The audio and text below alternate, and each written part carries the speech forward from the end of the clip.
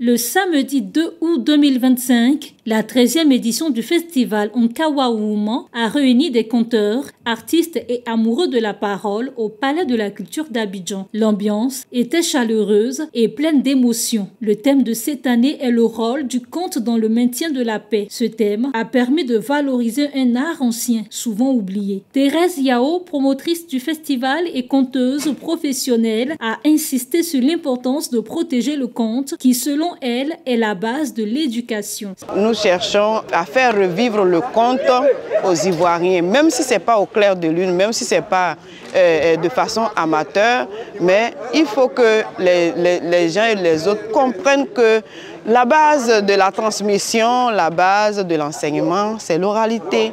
Avant les écritures, l'oralité servait de canal de transmission de savoir.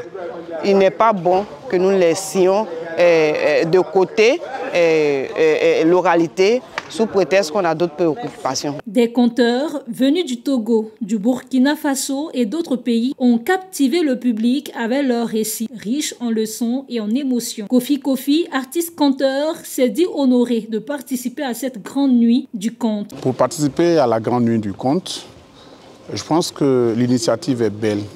Le conte est en train de disparaître. Depuis un certain temps, la Côte d'Ivoire bruit des cérémonies autour du conte. Et je pense qu'une initiative comme celle-là est très belle. De son côté, la chanteuse Juliana de Rosaire a été touchée par la soirée. Je suis vraiment contente pour le conte parce que ça m'a rappelé lorsque je partais à bas âge, quand je partais en vacances dans mon village. Ça m'a rappelé ma grand-mère, mon grand-père, mes oncles, mes tantes.